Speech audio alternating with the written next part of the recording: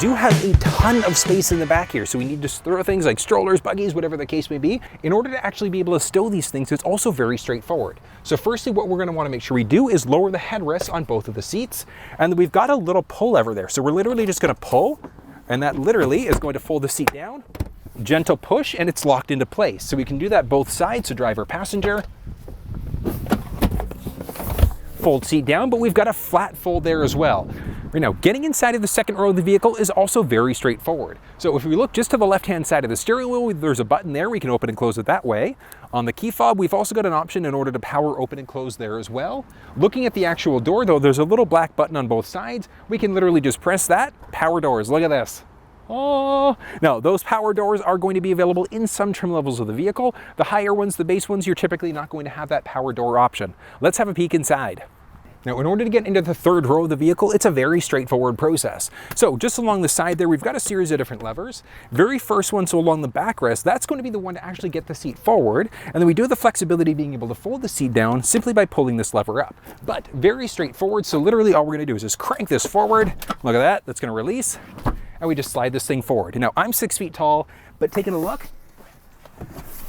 I can easily hop in back of this thing as well. Looking at third row spacing. So I've got one of the captain's chairs set up for somebody who's 6 feet tall. And I also have this middle chair pushed up a little bit. And that's one of the nice things, is that because inside of the bench seat configuration, all three seats can move forwards or backwards independently of one another, which is definitely a good thing.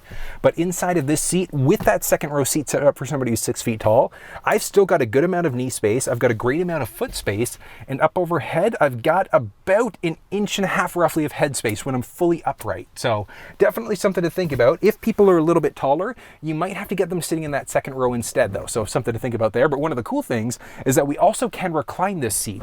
And that's one nice thing, because we can recline the third row. We can also recline that second row. So when I'm reclined back, and I'm super comfortable, by the way, inside of this thing, up overhead, I've got a little bit closer to about 3 inches of headspace before my head would potentially hit up overhead there. So definitely something to think about. But it is nice that we've got the flexibility to be able to recline that second and the third row. So it is kind of nice back here as well. We do have a few things. We've got a power point along our side, USB on both sides, and then we also do have a few smaller cup holders and a little bit of storage space there as well. We can also control what's going on with our fans, so we can literally close off those vents. And then we've got our cabin control lighting up there as well. Now, one other thing that's fairly unique to the Carnival is in this third row, we've got this adorable little cover. Like, it is so neat.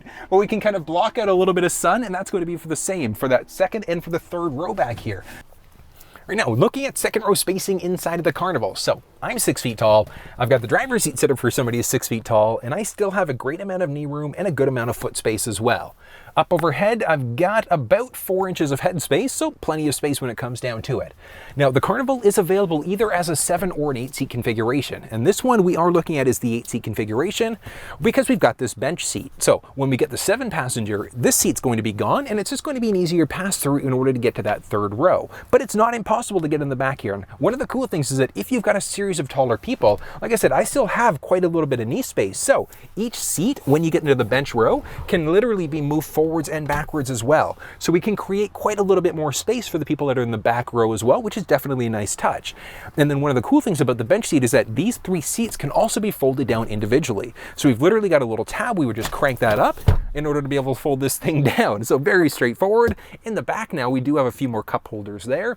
We've got some cup holders in the front also. And then literally just going to crank this tab up again, pull it, in order to be able to fold this thing back up. So very straightforward.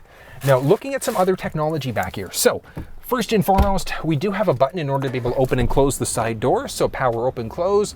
We do have a little shade, so we can easily install that one if we want to. I say easily as I'm struggling. Okay, so we can easily install this thing if we want to. We've got our door handle button there, we've got our lock, and then we've also got our window up and down. And along the second row doors, we do have a little bottle holder there as well, so we can store some things. Behind the driver passenger seat, we also do have a few small pockets. These things are fairly tight, so you're not going to get too much back there, but it is nice to know that it is there as an option. We've got a few USB ports in the back there as well, so tons of power, because if we look in the back of the armrest, we've got a few more power points as well. Now these ones, we've got a traditional wall outlet, so we've got 150 watt, no sorry, this is a 100 watt power point, and then we've also got a 12 volt power point there as well. So our traditional cigarette lighter adapters, we can throw those in there.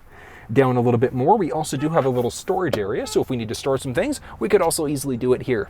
So very straightforward there. Now, a few other things, because there, like I said, tons of things in the back of this, but moving up overhead, we do have a button along the top, and that's one of the neat things because second row passengers now have the option of being able to change radio stations and things like that simply by pressing that button. But we do have the flexibility to be able to lock that thing out if we wanted to.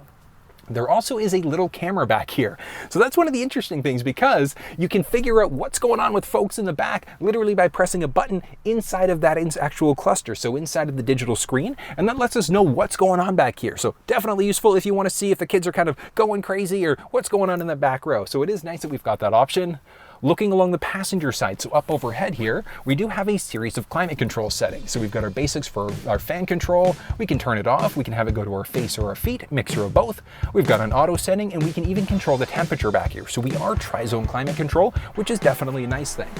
Along both passenger and driver side, we do have a handle, and then we also have a little hook as well. And then we've also got our basic vent control, as well as a few cabin lights overhead.